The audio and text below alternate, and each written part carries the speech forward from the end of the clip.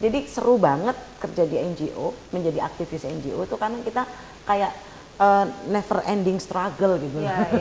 Berjuang tiada akhir. Nah, mungkin itu juga yang bikin tidak banyak orang tertarik ke sana, Mbak. Karena tadi kan orang bekerja itu kalau bisa ya saya nggak sorol lah, hasilnya akeh, terus nek sudah settle mapan, ya gak ngoyo terus kayak gitu loh. Gini Mbak, lek gampang berarti banyak toh. Oh iya. Baju itu ya, kalau limited ini kan mesti ini kristalnya kok ini pasti mahal. Betul. Nah, saya memilih menjadi yang mahal. Oke, itu kata kuncinya buat teman-teman yang akan menerjuni bidang aktivis seperti Mbak Yuliati ini, itu kuncinya tadi.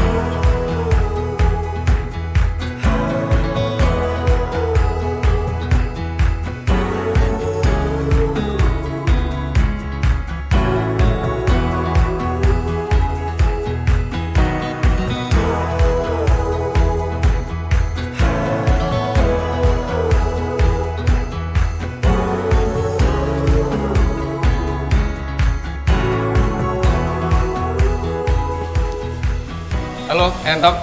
Di episode terbaru ini tamunya juga luar biasa, ya Bu Novi ya? Iya. Karena kita belum membahas suatu profesi ini di episode-episode sebelumnya. Dan masih nongkrong-nongkrong di salah satu hotel di pusat kota Surabaya, di Pop Hotel Jalan Diponegoro. Ini. Hotelnya asik banget nih. Oke, ini hotel untuk anak-anak milenial ya, jadi atau traveler lah ya. Ya. Karena harganya hotelnya cukup terjangkau karena mulai dari Rp200.000. Dan praktis yang di sini ya. Karena dekat kebun binatang, ya kan. Kemudian dekat kalau misalnya minggu mau CFD di Radar mau tinggal jalan kaki, ya kan. Di bawah kalau ngopi-ngopi kopi janji jiwa bukan janji palsu ya. Terus ada es krim juga di bawah. Kalau tahu-tahu ya Bu Yuli nanti kesini murah loh. Ya. Ada meeting room juga, starting dari 80.000 per pack-nya. Loh, apa ya saya? Murah nggak? Tapi serius bisa direkomendasikan. Betul, pusat kota lagi kan gitu loh. Dari kantornya Mbak Yuli juga deket. Kantornya di masih Dewi ya? Kantor di Ketintang. Oh, Ketintang. Tapi kan tamu-tamu tuh ada yang tamu organisasi, ada yang traveler yang dapat petunjuk dari kita karena kita kan ada di 8 kabupaten itu kan. Itu ada bule-bule banyak kan traveler itu. Ya, tadi Jepang kayaknya. Di Jepang sama Malaysia. Keren. Betul. Oke, sudah. Kaget. Tamu kita kali ini luar biasa. Karena kita belum pernah membahas ya tuh seorang perempuan yang luar biasa dan banyak sekali ketika saya jadi baca CV-nya, resumenya, wih penghargaannya banyak banget dan dia dari NGO, dari Alit Indonesia Foundation. Apa kabar Mbak Yuli? Alhamdulillah sehat. Alhamdulillah sehat. Sehat selalu ya Mbak. Sehat dan merdeka. Dan bahagia. Sehat dan merdeka. Merdeka kan Agustus ya kan gitu. Iya. Betul. Mbak Yuli waktunya limited banget ya, sibuk banget habis ini harus keluar kota. Jadi sangat buru-buru, waktu yang sangat terbatas. Mbak, kita ngomong-ngomong tentang NGO karena memang belum pernah ya narasumbernya dari NGO ya. Betul. Terutama dari ini anak Betul, dan perempuan. betul, Anak dan perempuan. Kenapa Mbak kok tertarik di NGO terutama di anak dan perempuan? Satu, karena memang secara disiplin ilmu ini jarang sekali orang mau mengulik-ulik persoalan ini dalam konteks legal formal dan pengembangan dalam ilmu-ilmu sosial dan eksakta. Padahal Indonesia itu sudah meratifikasi banyak sekali konvenan-konvenan internasional yang berhubungan dengan perlindungan anak dan pemajuan perempuan, tetapi tidak banyak implementasi. Sehingga tidak kesenggol bagaimana disiplin ilmunya, kemudian tidak kesenggol juga implementasi dalam sistem seperti apa. Ruangnya luas banget, jadi nggak selesai-selesai. Nggak kotaknya masih luas. Iya, karena kan anak selalu lahir. Dan ya kan? ada persoalan perubahan sosial yang terus muncul. Sesuai dengan perkembangan berarti ya? Iya. Nama alit itu kan ada artinya kan, Mbak? Iya. Ada sejarahnya, Mbak. Ada sejarahnya. Itu apa alit itu? Kalau singkatannya dari kata arek lintang. Arek lintang. Arek itu ya anak-anak, kemudian lintang itu ada Bintang. dua arti ya, dia bintang hope, harapan, lintang tuh lewat gitu. Karena masanya kan masanya. sebentar Oke, gitu. oke. Kita akan melewati masa kanak-kanak itu. Jadi semoga masa kanak-kanak itu menjadi hope gitu. Jangan sampai passing through-nya jelek gitu. Oke. Sampai segitunya ya. Makanya. Terus yang kedua, maknanya apa Mbak alit itu? Kalau alit secara apa nih bukan singkatan ya. Ya. Akronimnya itu ya memang kecil. Anak kecil ya. Kecil ya. Jadi semacam kita cahaya kecil deh. Ya, Wah, tapi impactnya besar luar besar banget, biasa. ya. Daripada mengutuki kegelapan menjadi Oke. sinar kecil aja, gitu kecil aja. Oke, berarti dulu ketika lulus kuliah langsung mendirikan NGO atau sempat berkarir di salah satu office atau institusi? Saya double ya dari Maksudnya awal, gimana? mendua dari awal. Oh gitu. Iya ya. Bisa diceritakan bagaimana Kalau menduanya? keinginan berkarir kan sebenarnya ada dua ya, keinginan saya sama keinginan orang tua. Kebetulan Iya. orang tua saya dosen di salah Oke. satu perguruan tinggi negeri di Surabaya, guru besar juga. Ya tentu pengen anaknya juga kayak beliau gitu. Oke. Dipersiapkan untuk kuliah lagi S2 di Amerika, kemudian saya dikelilingi oleh dosen-dosen yang lain untuk diajakin riset-riset gitu. Ya untuk menyenangkan orang tua ya saya ikuti saja Kan gitu. kewajiban anak menyenangkan orang tua Betul, kan. berbakti gitu kan. Jadi Betul. ngikutin kalau ngomongin soal duit waktu itu ya saya dapatnya dari riset-riset. Lumayan loh. Lumayan. Tetapi hati kecil saya nggak bisa lepas dari kehidupan fenomena sosial yang sudah saya tekuni sejak kuliah gitu, sejak di kampus karena kuliah saya di FISIP banyak tantangan untuk melakukan penelitian, kemudian pendampingan kasus berulang-ulang karena kita juga terjun di aktivis mahasiswa ya. Nah, dari ini kemudian ketika lulus ya ini yang kemudian saya harus menentukan jalan gitu kan antara ikut maunya orang tua atau saya Suara ikut hati. suara hati. Kok kebetulan lagi reformasi ya, jadi ribut-ribut ya. 98 saya bilang ke bapak nanti deh tunggu situasi enak. Baru saya menentukan jalan. Itu alasan aja kan, bulet. Excuse to I sebenarnya. Iya. Bulet sampai akhirnya 99 saya dapat project dari WHO sebagai salah satu konsultan untuk meneliti tentang situasi kehidupan jalanan dalam peredaran obat narkoba suntik. Karena saya kan sudah bulet-bulet di jalan sejak 98 itu kan. Berarti sejak 98 ada Anjal ya? Pendampingan sebenarnya pendampingan sudah sejak 96. Oh, 96. Sejak 96. Masih kuliah itu? Masih kuliah. Oh, I see. Jadi misalnya mata kuliah Persos, mata kuliah Gersospol gitu-gitu kan neliti-neliti gitu kan. Sampai skripsi saya juga konflik penggusuran tanah Surabaya ya. Bulet aja di jalanan hidup saya gitu. Sambil neliti kemudian 98 kondisi tidak menentu kayak begitu. 99 data saya cukup kuat, pendampingannya cukup kuat gitu karena penelitian sudah dilakukan dan pendampingan dilakukan ketika SMA. Nah, 99 saya dapat tawaran menjadi konsultan di WHO. Di WHO untuk proyek Itu namanya dulu kok bisa kecantol di WHO gitu gimana? lah ya itu. Kirim proposal atau Enggak. mak dilalah gitu. Alhamdulillah saya tuh enggak pernah ngelamar, tapi dilamar. Alhamdulillah gitu. Tapi bukan dilamar cowok loh ya, dilamar pekerjaan. Sementara orang susah cari pekerjaan kan karena harus melamar. Anda yang malah Dilamar terus sampai sekarang dilamar terus. Oke, berarti sejak tahun itu Anda dalam pantauan terus ya? Iya, kayaknya begitu. Nah tadi itu kira-kira namanya Kok bisa kecantolnya dari kecantol? mana? Jadi waktu lomba-lomba karya tulis ilmiah waktu kuliah, kemudian menang di tingkat nasional, itu kan banyak dosen memantau, kemudian diajakin proyek apa gitu.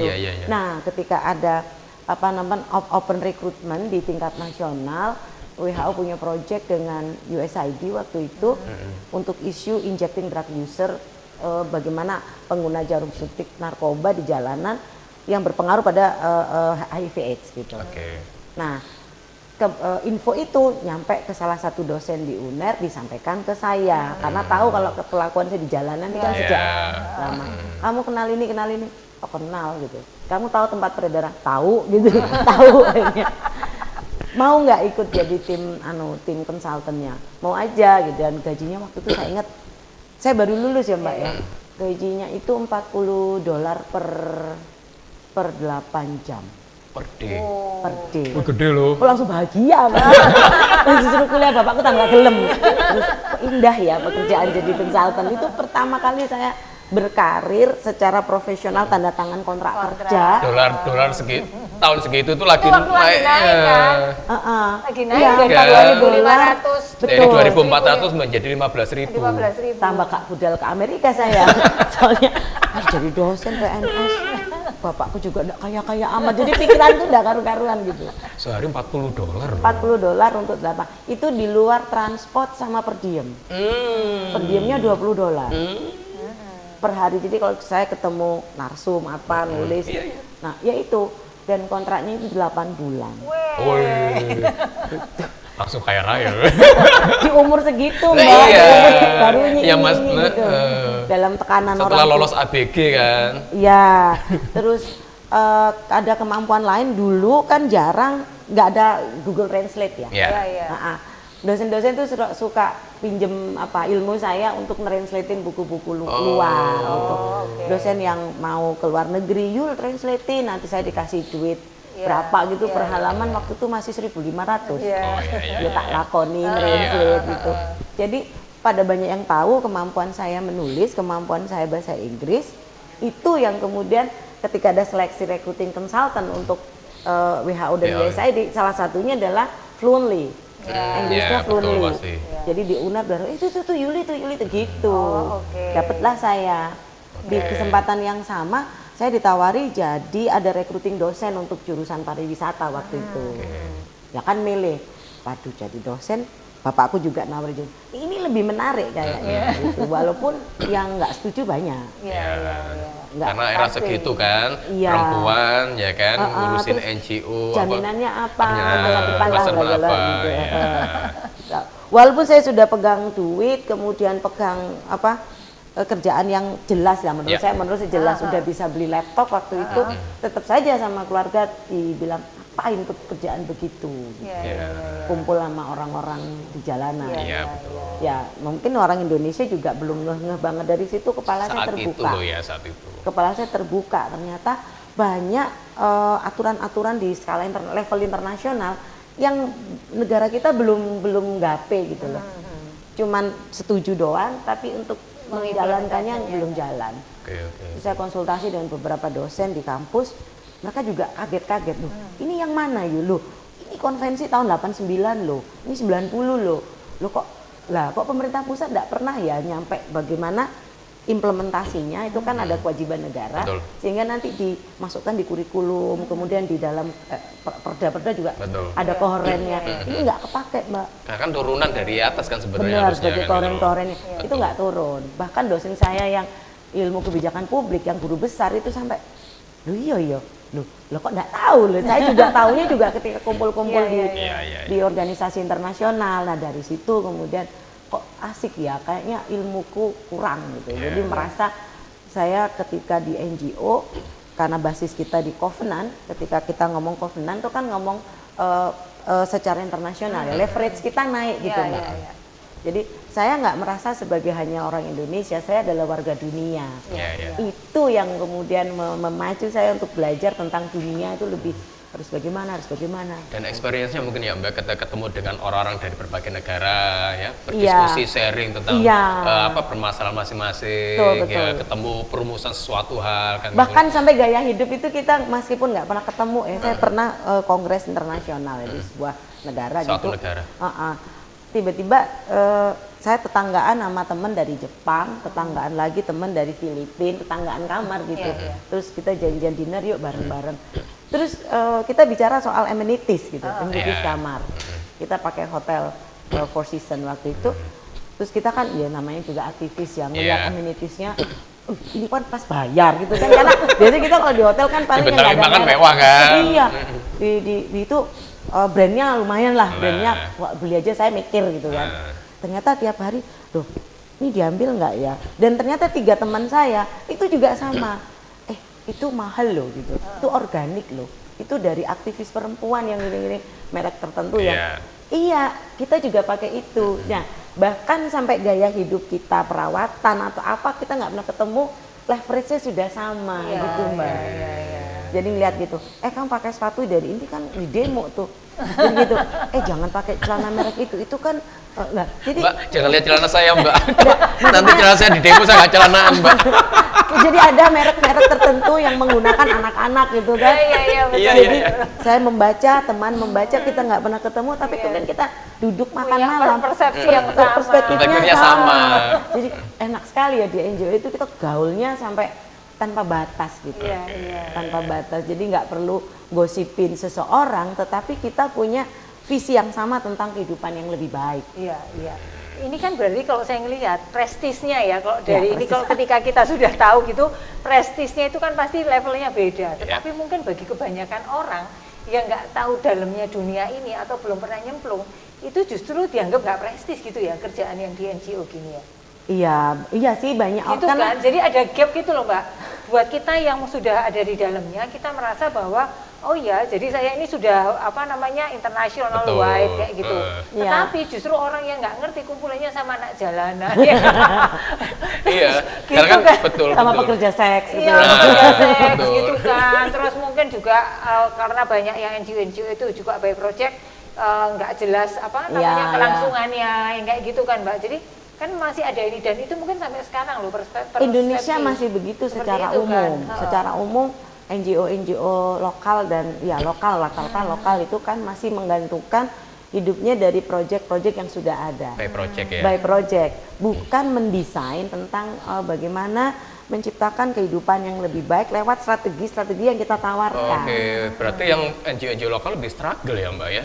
Ya enggak, Karena by Mas. project. Enggak, mereka Jujur aja dapat grant iya, gitu. jadi lebih banyak ngomongin nepotisme, jaringan gitu. Iya. Jaringan ada proyek kamu masukin aja kayak gitu. Kalau yang saya lakukan dari awal memang kita mengamati perubahan sosial ya, situasi-situasi Iya. sosial politik, kemudian bagaimana pendekatannya. Nah, yang kita jual itu pendekatannya. Nah itu kan tidak semua orang bisa. Betul, iya. Maksudnya meng-create Itu program yang yang prestis. terusnya dijual. Itu yang gitu prestis kan. gitu. Jadi misalnya program kami terbaru ya Dewa Dewi Ramadaya yang kita rilis 2019 Apa itu gitu. Mbak Dewa Dewi Ramadaya? Oh, keren banget namanya Ramadaya. Dewa Dewi Ramadaya dari kata desa wisata agro, desa wisata industri, ramah anak dan berbudaya.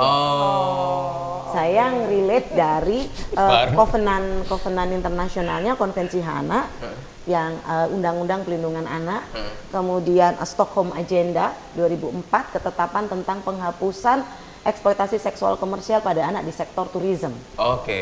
Jadi kita menyasar destinasi termasuk kayak hotel, lihat bule itu dah. Otomatis langsung. Iya. Gitu ya. Jadi langsung wifi Iya, kan keluar berjalan. sinyal Begitu gitu ya. berjalan. Perlindungan anak dari seks tourism. Nah, kemudian Oke, that's why kemudian Alit punya cabang di Bali gitu ya. ya salah satunya Salah itu. satunya. Nah, ketika saya dikenal publik dekat dengan orang-orang dalam tanda petik seks pekerja seks ya Pekerja Mbak ya. seks. Kita kan nggak kemudian saya jadi germonya kan nggak begitu gitu atau aku macak begitu kan nggak. Tapi bagaimana melihat fenomena di dunia prostitusi, anak-anak ini terlibat apa enggak? Karena dunia menolak keras gitu kan. Iya. Kita nggak menolak soal prostitusinya, tapi jangan libatkan anak-anak di dalam hal ini. Makanya kita melihat di mana titik-titik itu ada anak-anak terlibat, baik sebagai anaknya pekerja seks atau dia yang jadi korban secara langsung. Nah itu yang kita. Nah kenapa ini menjadi priority gitu? Dunia sekarang menetapkan ini sebagai priority issues, gitu. Karena dilihat dengan trafficking, Iya. dilihat dengan eksploitasi kan gitu. Dan covenantnya nggak satu. Artinya dunia ngumpul berulang-ulang bikin keputusan ulang-ulang karena kasusnya makin lama makin banyak dan modus operandinya makin macam-macam atas nama industri. Betul. Nah ini kan ilmuwan apa aja turun Mbak. Ya, Saya pernah diundang waktu penyusunan International Child Protection Law yang saya ceritakan tahun 2010. Itu berapa negara datang, saya mewakili Indonesia juga. Itu modusnya orang memperlakukan anak-anak mengeksploitasi ini makin ke depan makin canggih juga. Karena kan gitu. teknologi kan. Iya, makin Mempengaruhi. canggih. Nah, ini yang kemudian butuh banyak orang dengan kepala terbuka gitu ya, pendekatan baru, ilmu macam-macam, Ya kayak misalnya psikologi dibutuhkan, sosiologi dibutuhkan, ya kan, sampai ekonomi bisnis pun harus dibutuhkan gitu loh. Iya kan?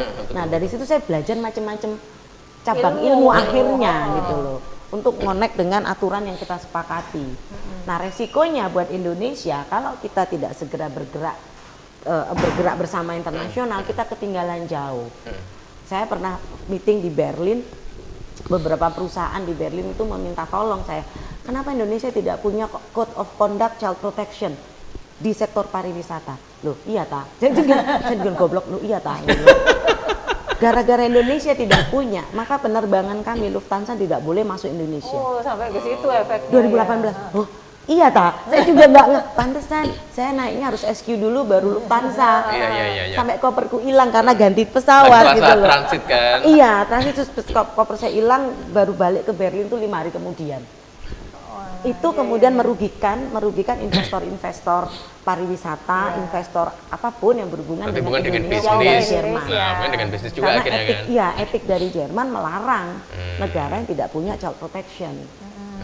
Nah, kemudian bisa nggak Alit membantu kita semua mendorong destinasi-destinasi termasuk hotel-hotel punya code of conduct tentang child protection, sehingga pengusaha-pengusaha dari Jerman bisa masuk ke Indonesia. Bukan dilarang Indonesia monggo-monggo aja. Pemerintahnya yang melarang investasi. Bayangin luas sekali kan peluang kalau kita masuk ke situ. Itu yang itu baru salah satu Mbak di isu seks tourism. Bagaimana dengan isu lingkungan? Anak-anak dengan lingkungan. Bagaimana dengan kebudayaan? Jadi cabang-cabangnya kalau ngomongin NGO terutama anak ya, ini kemana-mana ruangnya luas ya. banget gitu. Cuman ya tantangannya mesti gaul ya, bacaan nggak boleh berhenti karena ketetapan dunia. Baru lagi, aduh ini optional protokol, baca lagi, ini kita gaul di situ. Mbak, itu berarti anak dalam konteks itu sampai umur berapa yang dikatakan anak?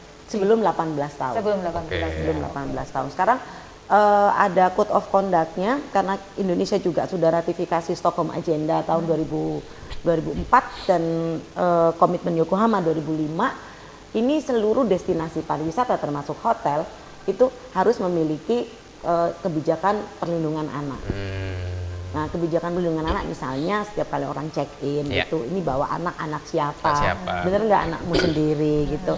Apakah ya ini kan karena kasus pedofil ini macam-macam ya selubungnya gitu. Di desa juga makanya saya mendorong semua desa, ada desa wisata agro ramah anak dan berbudaya, itu desa sudah punya perdes nggak tentang pelindungan anak. Oh gitu. Kita dorong, makanya saya bilang aku bahagia karena beberapa desa akhirnya menerbitkan aturan perlindungan anak itu. Itu approach-nya tuh berarti kemana? Dari pusatnya atau lebih? Atau langsung ke kepala desanya? Kabupaten lah mungkin. Enggak, desa. Langsung ke kepala desa ya? Bagaimana desa, kemudian kelompok adat mendengarkan ini. Ya terutama kelompok adat ya. Betul, di Indonesia ya. Karena ini potensi wisatanya, desa itu kan gede potensinya. Betul. Nah, pemerintah punya program Dewa Dewi, Desa Wisata Agro, Desa Wisata Industri, untuk implementasi Perpres nomor 80 tahun 2019 untuk peningkatan ekonomi nasional, sektor pariwisata dibangun, dikembangkan.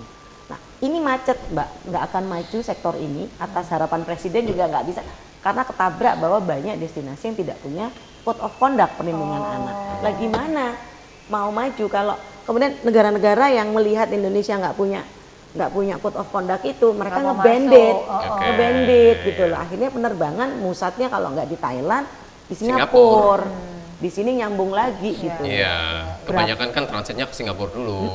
Thailand sebejat-bejatnya udah punya. Masalahnya itu. Nah, ini merugikan Indonesia. Nah, akhirnya secara ekonomi juga rugi kan. Rugi banget. Apalagi temuan-temuan kita ya, misalnya anak-anak SMK yang semester 3 ini, kelas 2 ini kan harus magang. Banyak dipakai di hotel-hotel seluruh Indonesia untuk magang. Itu terdeteksi bahwa mereka dieksploitasi, pekerja gratisan, bahkan bisa di booking macam-macam. Nah, ini kan harus kita perangi. Nah, posisi kita menjadi, saya merasa loh, aktivis harusnya juga mencegah ini, mengkampanyekan ini gitu, dan bagaimana industri kita sehat, nggak cuman hotel murah, tetapi dia benar-benar menghargai tentang hak asasi manusia. Nah ini kalau misalnya kita udah bisa murah, amenitiesnya bagus, pelayanan bagus, dan punya code of conduct, makin peak lagi. Harusnya seperti itu. Mbak, kayaknya asik ya kerja di NGO, Anda bisa traveling kemana-mana, ikut konferensi ke berbagai negara, ya kan? Pergaulannya internasional. Betul, ya. Terus kemudian ke berbagai daerah, ya kan? Hingga ikarnya hidupnya tuh sangat dinamis. Harus. Ya kan? Kemudian ketika ada hal yang baru harus belajar lagi. Karena kan yang namanya apa ya, semakin ke depan juga semakin banyak hal yang baru dan tantangan baru, teknologi juga terus berkembang kan juga berefek semua kan. Dan ternyata tadi Mbak Yuli bilang tadi bahwa ternyata bahwa antara ekonomi, terus kemudian psikologi, sosial dan sebagainya itu terkoneksi semua kan, gitu kan. Nah, Mbak, kalau bisa ditarik satu kesimpulan ya, kompetensi yang dimiliki untuk orang yang misalnya mau terjun atau bekerja di NGO itu apa aja, Mbak? Yang satu, bebas nilai. Itu dulu. Jadi kita jangan terbatas bahwa aku orang Jawa, aku ya udah tidak bisa. Karena kita sudah menempatkan diri sebagai bagian dari internasional. Itu dulu. Jadi berani untuk memotong dari pola kita sendiri. Ya kan, kita siap ditaruh di mana aja, diundang juga. Atau saya orang daerah. Tambah Kak Iso. Kan ketika sudah bicara sebagai NGO, maka kitab suci kita adalah human right ya, umum, global gitu. Berarti berpikir sebagai manusia, bukan berpikir sebagai warga negara A atau B, atau penduduk desa A atau B, enggak. Jadi sudah berpikirnya world citizen ya? Iya, global itu citizen dulu gitu. Jadi siap menjadi bagian dari dunia, itu yang pertama. Yang kedua, kalau udah siap kayak gitu, ya siapkan mental bahwa kita ketemu dengan banyak orang yang berbeda. Iya, betul. Nah, itu. Dari berbagai negara atau berbagai daerah sudah beda-beda ya. Jadi nggak boleh nyinyir gitu. Nggak boleh impersonal gitu. Impersonal itu haram hukumnya bagi aktivis internasional. Iya, karena urusan itu kan urusan personal, nggak boleh impersonal gitu. Jadi jempolnya harus dijaga ya. Ember gitu. Bukannya jempol ini yang sini juga. Iya, jadi misalnya. Loh kan sekarang kan di dunia sosmed kan jempolnya yang nyinyir. Saya kadang gini, kaget tuh di desa. Umur berapa kan nggak boleh kan tanya. Agamanya apa? Terus tanya, itu kok nggak kawin itu homo ta? Ya kayak gitu-gitu. Saya coba shock gitu. Ya itu kan nggak boleh. Jadi kita siap untuk menerima segala perbedaan. Siap jadi orang seluruh dunia, jadi bagian dunia, dan siap menerima semua perbedaan karena ya kita kan beda-beda. Berarti tadi itu kan siap menjadi seorang global citizen, terus mental, ya kan, karena tantangan dari berbagai daerah juga beda. Betul, suhu juga beda. Suhu beda. Suhu udaranya begini-begini. Fisik ya. Saya sudah kena traveling diary. Sudah kena, jadi itu resiko juga. Iya betul. Jadi kalau lebih dari seminggu saya move pasti kena. Dan dokter sudah bilang ya itu karena polanya begini terus. Iya, kan dinamis sekali kita bilang tadi itu. Ususnya harus kuat. Iya, karena makanan di berbagai daerah juga sudah beda, berbagai negara beda. Nah, itu juga pengaruh jam makan berubah. Iya, jam istirahat berbeda. Itu pengaruh di kesehatan. Memang harus kuat fisik juga yang ketiga. Jaga makanan. Jaga makanan, bukan jaga makanannya teman, bukan. Ya. Terus jangan bermental nasi. Kalau betul banget. Saya pernah traveling di Amerika ya, kita keliling 1,5 bulan di Amerika. Kebetulan yang bareng sama saya teman dari Solo, gitu, sama satu dari Bali, kita berempat, Solo, Bali, Jakarta dan saya. Yang satu PNS, yang satunya lagi kepala sekolah, yang satunya lagi EO. Gitu. Empat-empatnya dapat undangan keliling Amerika gitu loh. Saya mah cuek ya, dimanapun saya berada saya makan gitu kan. Daripada menyusahkan teman saya nggak bisa kalau nggak nasi. Nggak nasi. Akhirnya sajian yang ada di hotel semua dibrukkan ke saya. Makanya semakin sehat ya Mbak? Semakin sehat, saya makin kurus, nggak apa-apa. Kan uang makan jadi utuh. Saya nggak jadi bisa beli oleh-oleh Mbak. Betul. Seru. Jangan bermental nasi. Jangan mental nasi, betul banget gitu. Nasi mahal. Oh iya, nasi mahal. Di sana nasi mahal banget. Masa satu cepuk gini $10. Ya, masih murah roti kan? Iya, $10 tuh kan sama dengan 150.000. Gendeng ya. Satu cepuk. Makan steaknya Bonami. Lah ya Mbak, 150.000 sak ceplok. Ya wis mending aku masuk Wendy's hanya $6 lengkap. Makanya kan. Tuh, apa lagi Mbak, ya kan? Jadi siap jadi orang dunia, siap mental karena kita berbeda, siap fisik karena jam makan, jam tidur berbeda. Harus beda-beda. Yang keempat ya berarti wacana mesti nutrisi otaknya nutrisi itu otaknya. Jadi ibaratnya jangan terkungkung dulu, dibuka secara netral. Iya, nah open mind itu dari poin 1, 2 itu hanya bisa dilakukan kalau kita juga wacananya open juga, gitu, open juga. Makanya supaya kita tetap open, nggak ada batas kayak tadi Mbak Novi bilang. Kumpul orang jalanan tuh gak dikatain kayak gitu ta. Kumpul pekerja sih gak dikatain kayak gitu. Kumpul anu narkoba. Nah, justru dari situlah kita belajar banyak ada kelemahan-kelemahan kita. Sehingga muncul kelompok-kelompok yang punya yang disebut penyandang masalah sosial itu tadi. Itu karena gapnya itu terus ada. Nah, dengan cara kumpul dengan berbagai masyarakat ya, sektor-sektor, kita jadi tahu apa sih yang bikin gap. Dan juga berarti kita harus bisa membentengi diri Mbak, misalnya ya nyun saya misalnya kita terkait dengan yang narkoba, jangan sampai kita juga menjadi usernya kan. Nah, artinya kalau kita siap mental, siap berubah, kan, siap menerima perbedaan, bukan berarti aku katut. Nah, kayak gitu. Tetap ya, kalau misalnya kita lahir di Surabaya dari keluarga Jawa, yo pancet jadi Jawa gitu loh. Walaupun kita misalnya kumpul orang internasional, bahkan Mbak kalau forum internasional sebagian besar pakai baju pun saya justru sengaja sebagai orang Jawa. Pakai kebaya, kemudian bawa batik itu kalau 5 hari ya bawa 5. Koper lah gede gitu. Iya, hanya untuk menunjukkan loh saya orang Indonesia, saya orang Jawa. Ya sudah gitu. Itu juga salah satu cara untuk membentengi kita dengan cara bangga sebagai kita apa adanya. Itu identitas gitu. Kita ya. Nggak ke Inggris lah gitu. Ya, ke Inggris. Nggak ke Inggris. Kan lagi tren sekarang Mbak ke Inggris. English style. Arek Jaksel gitu ya. Arek Surabaya Barat.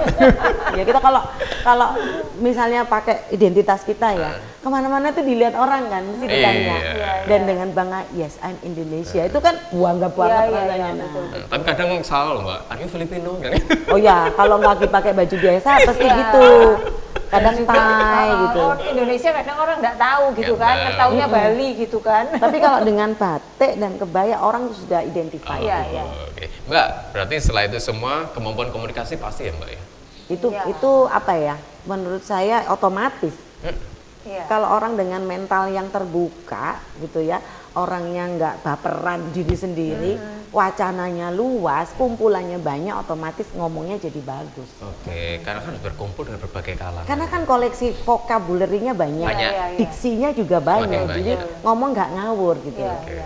Saya pernah ketemu ya dengan aktivis ya barusan lah gitu, baru-baru jadi aktivis. Dia bilang, I impressed with your work, jadinya dia bilang saya itu bukan impress, dia menggunakan diksi yang menurut saya nggak sopan gitu. Gitu. Bukan appreciate juga. Bukan appreciate. Termasuk ketika kita mau speak ya, speech itu level penggunaan diksinya beda lagi. Jadi emphasize-nya kemana gitu. Nah ini pembelajaran luar biasa kalau kita sering kumpul. Penggunaan diksi juga harus. Diksi, iya. Jadi nggak cukup vocab. Betul. Padahal banyak pejabat ya penggunaan diksinya banyak yang salah. Innalillahinya banyak. Soalnya Mas di Covenant itu kan bahasanya minta ampun ya. Iya. Karena konvensi Covenant itu kan harus baku, formal dan baku supaya tidak ada tidak multitafsir, tidak misleading kemudian. Bagaimana ini yang fix? Yang khawatirnya kan misleading itu kan. Misleading itulah, makanya misleading aja belum tentu banyak yang tahu. Oh iya.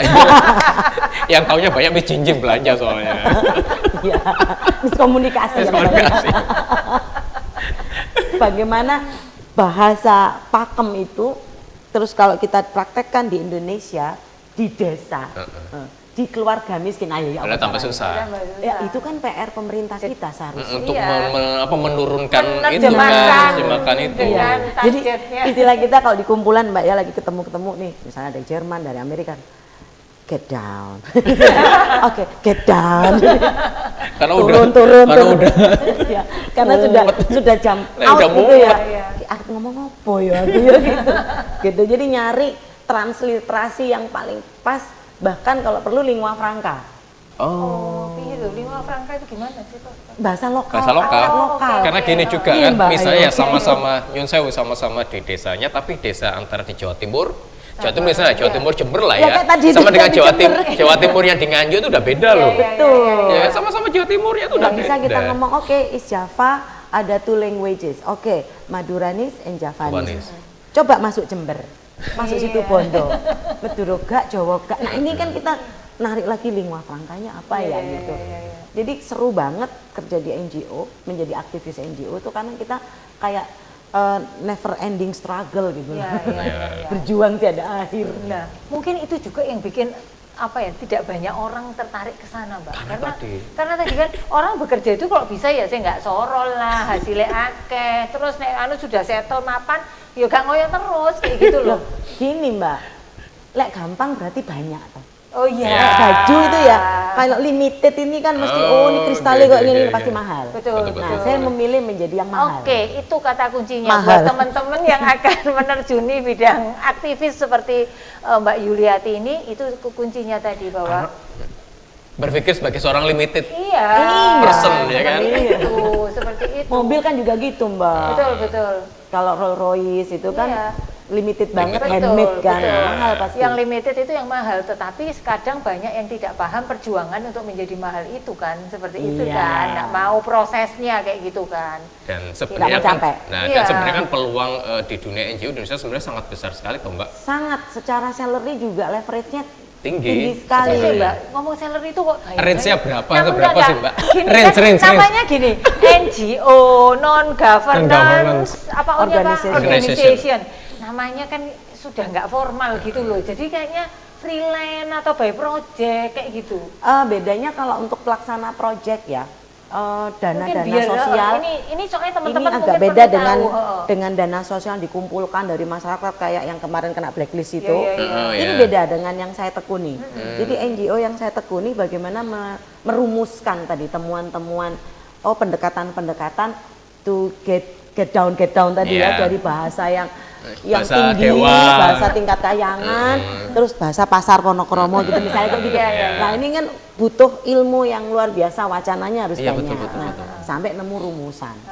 Nah, untuk membikinkan satu skema project Iya, atau menyampaikan sebuah modul, iya. memberitahu caranya, ini mahal. Dan nggak gampang. Dan Bukan kemudian yang pegawai tadi. mengajukan, Betul. dan mengajukan Betul. untuk kemudian dapat apa namanya dana Funding. bantuan ya, Iya, funding ya. misalnya kayak saya skema ini ya jujur aja ya. Iya. Rekor saya pernah membuat skema project proposal ya.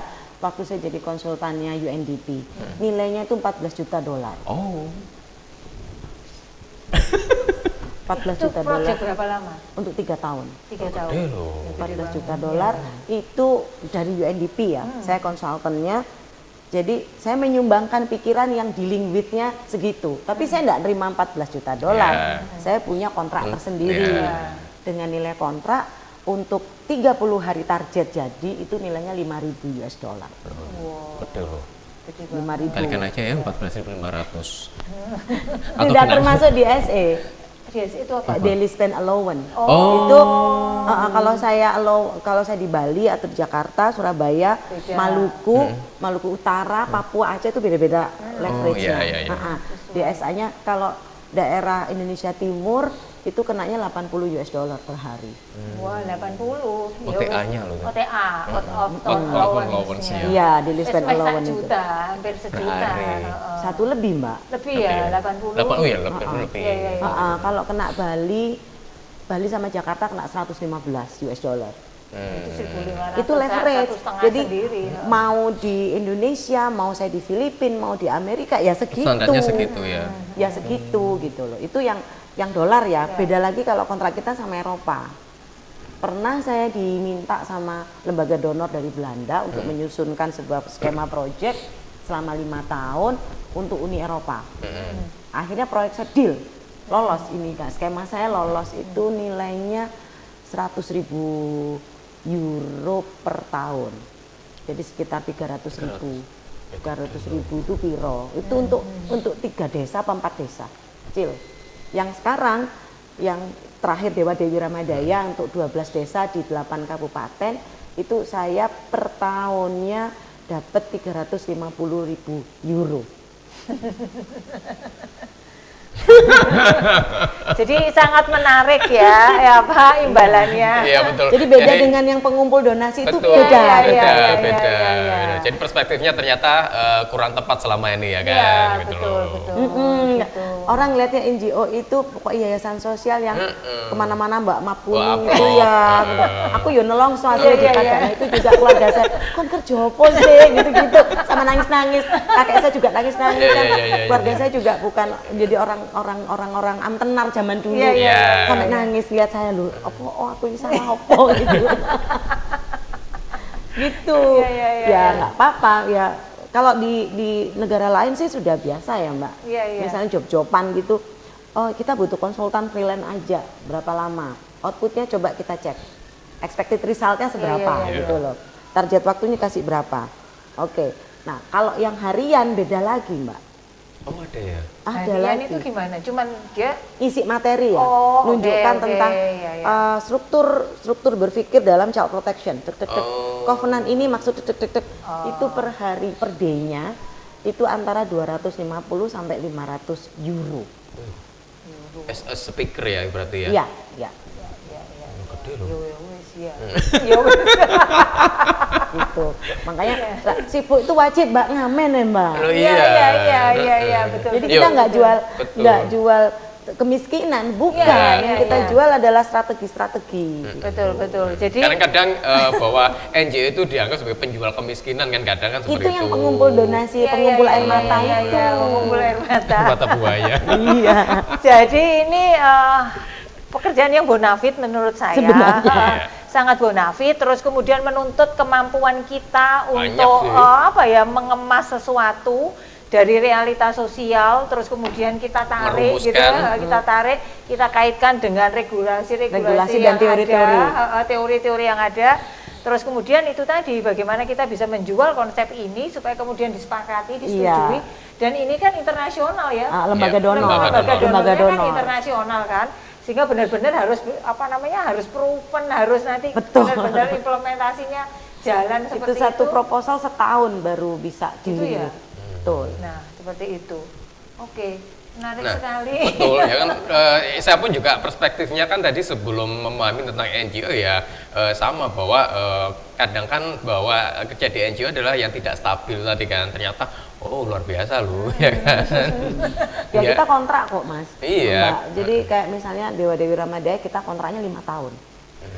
Bisa jadi jadi PNS. Iya, kontraknya jangka panjang kan ya. Iya, itu yang kemudian yang, misalnya dengan lembaga tapi donor. Tapi 5 tahun itu kategori middle term. Oh gitu. Middle Berarti term. ada yang jangka panjang. Yang long term itu 10 sampai 15. Gitu ya. Jadi artinya selama itu kan penghasilan kita pasti terjaga kan. Pasti belum nggak termasuk yang ngamen harian itu. Iya. Betul. Dan ini kan kalau misalnya kita mengerjakan ini dapat satu proyek dari sini, tengah-tengah masuk yang ini. Berarti kan ini akan jalan terus. Sama dengan profesi kita sebagai konsultan kan. Betul. Dengan profesi Anda sebagai konsultan kan gitu kan. Betul. Itu sih. Banyak kok lembaga donor di Eropa. Di Amerika tuh juga ada yang psikolog, kemudian ada yang ahli gizi, banyak yang ahli kesehatan jasmani, yang olahragawan itu mereka direkrut banyak sekali dari semua disiplin ilmu. Di Indonesia yang enggak itu saya bingung. Supaya kemudian banyak orang makin tahu gimana. Nah ini saya udah undang Mbak. Salah satu caranya. Kalau Mbak gimana kira-kira caranya? Misalnya gini. Atau ajakan ini untuk teman-teman supaya perusahaan di Indonesia nih ya. Perusahaan di Indonesia ini banyak. Saya ngomong tadi soal tourism. Nah, bagian dari tourism itu ada 16 sektor industri tourism ya, mulai hotel, restoran, travel, macam-macam ya, ada 16 sektor. Nah, di tourism ini kan harus ada yang namanya code of conduct. Bagaimana kebijakan pelindungan anak. Nah, ini ada sertifikatnya enggak kan gitu. Nah, lembaga penyertifikasi ini kan butuh. Nah, NGO itu masuk di situ. Misalnya lembaganya Mbak Novi misalnya. Oke, aku akan memberikan sertifikasi ke hotel ini. Narsumnya tuh kan ngambil dari banyak orang yang relevan, yang diakui. Betul. Yang diakui dan gitu. bersertifikasi juga enggak? Misalnya saya langsung sertifikasi internasional. Otomatis kalau misalnya pakai saya di lembaganya Mbak Novi paling betulan. Enggak apa-apa. Kita semua itu kan itu nanti otomatis saya akan connecting dengan seluruh perusahaan travel bureau yang ada di Jerman. Oh. Karena yang meminta saya itu pemerintah Jerman. Oke. Nah, yang kedua channelingnya adalah Amerika Serikat gitu kan. Amerika Serikat oke. Berarti hotel mana nih yang sudah oke? Tempat hiburan mana yang oke, yang ramah anak yang mana? Saya setorkan aja nama-nama ini yang sudah tak latih ini. Nama sehingga ini yang kemudian tercoret dari bandit gitu. Dan artinya terrekomendasi. Begitu, dan ini dalam pengawasan Interpol. Interpol gitu loh. Gitu. Sampai ke sana ya. Ya pastinya kan gitu loh. Jadi waktu saya workshop internasional juga ada Interpol gitu, ada FBI, ada semua. Jadi tahu lah gitu misalnya. Betul, kalau ada kasus langsung Interpol nomornya ini sampai gitu. Gitu ya. Iya, sampai bahaya nih. Sampai gitu. Cepu. Bahasa sekarang kan cepu. Jadi saya pergaulannya nggak terbatas pada satu isu. Nah, Indonesia harusnya bisa, Mbak. Misalnya BUMN. BUMN itu kan punya CSR juga toh. Nah, cuma masalah CSR kita itu tidak relate dengan pajak. Kalau di internasional CSR itu adalah restitusi pajak. Karena mereka overtax. Kesadaran taxnya tinggi. Di sini kan taxnya lari-lari ya. Di sana overtax, Mbak. Di sini taxnya maraton, Mbak. Ember, gini-gini kan. Nah, di sana itu kesadaran pajak tinggi sehingga tuntutan masyarakat terhadap pemerintah harus clean. Mereka nuntutnya keras kalau ke pemerintah. Jadi karena pajaknya sana gede 45% gitu loh. Tapi semuanya jelas. Nah, restitusi pajaknya begini, Mbak. Misalnya perusahaan Mbak Novi labanya tahun ini 2 miliar euro misalnya ya. Itu kan dilaporkan saja ke Departemen Keuangan dan Perpajakan pemerintah Jerman saja. Duitnya kemana? Nah, itu bisa langsung bekerja sama dengan NGO-NGO seperti kami. Nah, NGO-NGO ini yang sudah terakreditasi. Akreditasinya misalnya penggunaan sistem keuangannya sudah minimum sudah seperti standar Sango, nggak ada standarnya lagi. Kami harus tembus itu. Minimum skor 275 skor standar Sango, oke sudah gitu kan. Standar Mengo gitu. Jadi ada standar-standar yang Mengo itu apa tuh, Mbak? Sistem. Ada sistem manajemen keuangan, ada sistem manajemen organisasi. Kemudian sistem data, apakah lembaga kami dalam pencatatan situasi target group sudah berdasarkan Euridocs. Euridocs itu Human Right Document System. Bayangin, jadi Alit harus sistem itu harus kita ikutin supaya kita leverage-nya sama. Sehingga bisa mendeliver program-program dari donor karena kan duit-duit tadi ngumpul ke lembaga donor. Duit-duit tax tadi itu. Nah, ini siapa yang harus menjalankan duit-duit ini? Ada yang di USAID, AUSAID, DFID, BMZ, macam-macam lembaga donor. Ini bertanggung jawab mendeliver kepada target sasaran. Kerjasamanya sama NGO-NGO yang sudah punya standar seperti yang di Alit Indonesia. Laporan kami kemudian secara otomatis diaudit oleh eksternal auditor yang standarnya internasional untuk dikembalikan ke negara di mana duit itu berasal. Ini yang mengumumkan di publik. Reportingnya ke sana ya? Iya, gitu. Ribet memang. Nah, tapi nggak akhirnya dari baca tadi itu CV-nya Mbak Yuli adalah banyak sekali penghargaan diterima dan salah satu sebagai termasuk 80 pemimpin perempuan pemimpin berpengaruh sedunia yang dikeluarkan oleh pemerintah Amerika Serikat. Jadi bersanding dengan Joe Biden. Bukan, Tony Blair. Tony Blair, Tony Blair. PM dari New Zealand. Kemudian kalau dari Indonesia? Negara Indonesia cuman saya dan Bu Sri Mulyani. Cuman 2 dari Indonesia, saya dan Bu Sri Mulyani. Wah, keren. Keren banget. Jadi hanya 2 dari Indonesia dan dua-duanya adalah perempuan, ya kan? Iya, dua-duanya suka jungkir balik kayak tadi. Belajarnya never ending struggle. Betul. Karena memang bahwa sejak remaja dulu Mbak Yuli sudah dipantau oleh berbagai lembaga dunia karena aktivitasnya kan. sejak tahun 96 di dunia peranjalan anak jalanan. Dan beliau adalah memang anak anjal kan dulu, anak jalanan. Pulangnya itu jarang-jarang. Jarang-jarang. Mulai kau ngepel. Jadi lebih baik beliau nggak pulang karena kalau pulang suruh ngepel kan gitu loh. Yang penting nggak bawa garpu, sendok, piringnya orang tua itu nggak dicariin. Anak perempuan Indonesia itu kan ada derita keluarga patria ya. Jadi kalau kita pulang tuh gak nyapu, ngepel, kora-kora, triko, triko gitu. Jadi nggak boleh. Mending nggak boleh turun kampus. Iya, turun kampus. Tapi kangen ngepel aku.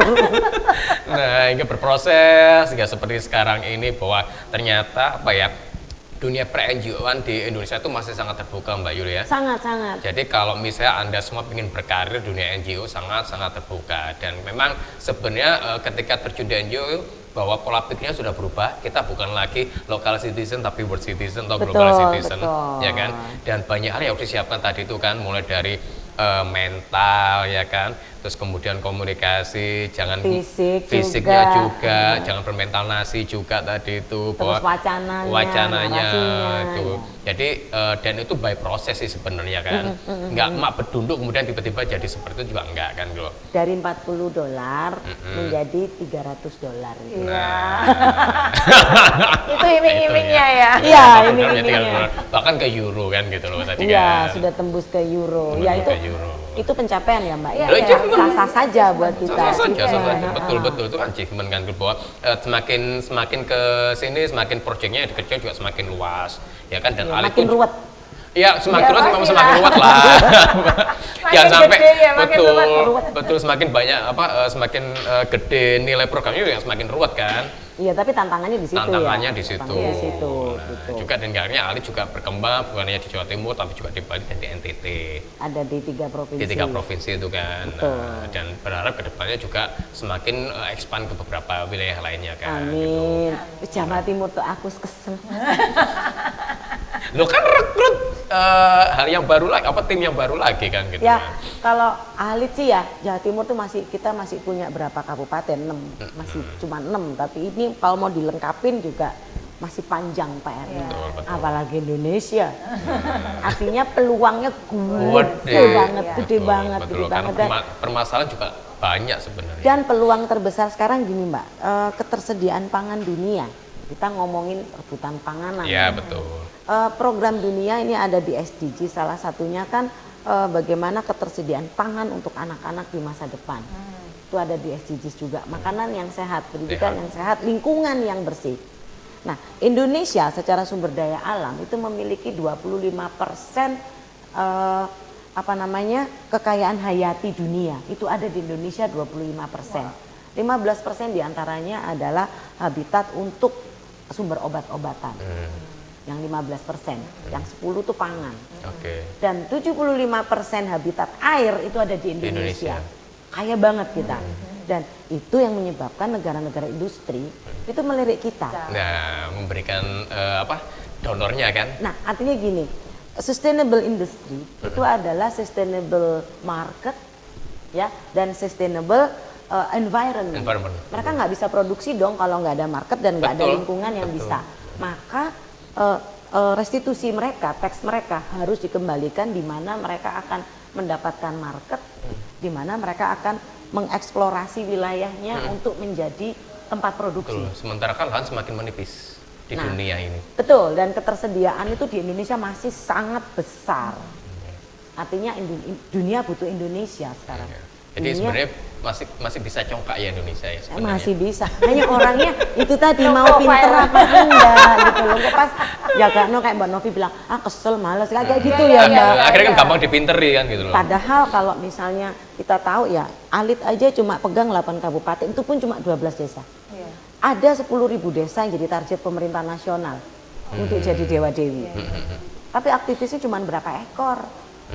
Nah, kalau kemudian semua desa berkembang menjadi desa wisata agro, ramah anak, berbudaya, berapa duit yang akan diterima Indonesia? Karena semua orang pasti ke Indonesia.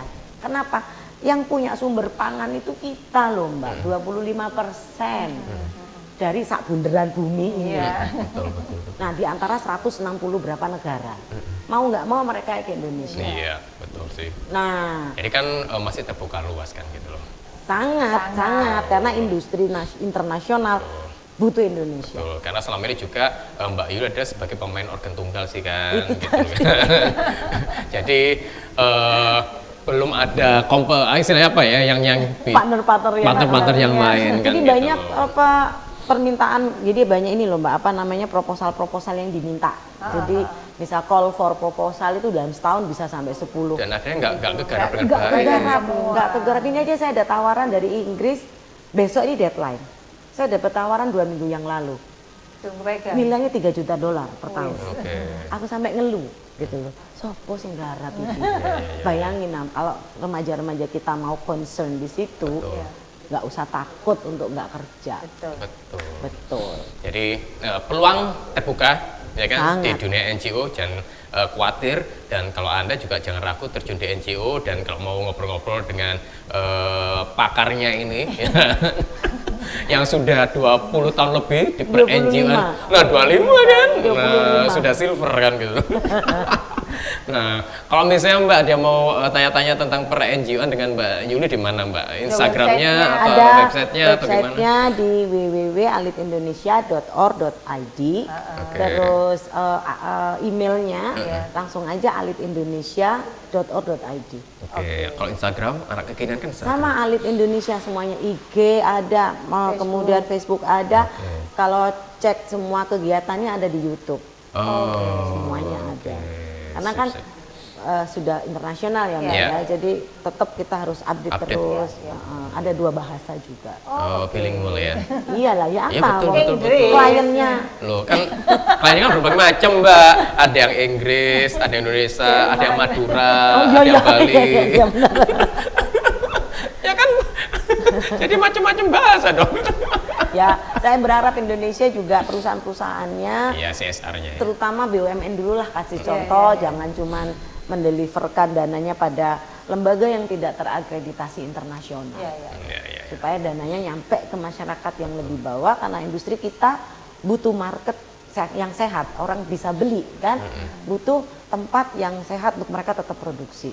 Ini harus dipegang oleh BUMN kita. Semoga Pak Menteri BUMN juga Mendengarkan. Oke, ntar disisir ya. Benar. Ke Pak Iti. Oke, Mbak Yuli, thank you untuk Terima kasih sharingnya. Mbak, menginspirasi sekali. Di waktunya dan yang sangat limited juga, betul. ya kan. Terima kasih. Jadi apa ya, hingga akhirnya kita paham dunia per NGO seperti apa, aktivitasnya seperti apa. Nggak hanya kemana bawa map kuning atau merah itu, ya kan. Ternyata Yang jelas bawa laptop. nah, dia Kantor. bawa laptop, bawa gadget lah kan, karena kantornya juga berjalan di mana-mana, Iya, ya benar. kan. Dan menjadi yang tadi tuh global citizen tuh ya. Iya. Jadi Ya, bagian gaul, dari Mbak, dunia gaul. gaul. Nah, gaulnya udah levelnya beda kan gitu. Saya pun mau jadi tukang pembawa kopernya juga nggak apa-apa kok, masa diajak gaul kemana-mana. Thank you Mbak Yuli, sehat terus. Terima kasih. ya kan? Dan- Semoga manfaat. Ya, insya Allah Kasih. bermanfaat. Oke, minum. Talkers, jadi itu obrolan kita dengan Mbak Yuliati Umrah yang luar biasa sekali, perempuan yang pemain organ tunggal sementara ini katanya kan di dunia per-NGO untuk perempuan terutama kan, dan bahwa menjadi global citizen itu bisa dilakukan di dunia NGO ya kan, bukannya di dunia pemerintahan atau swasta ya kan.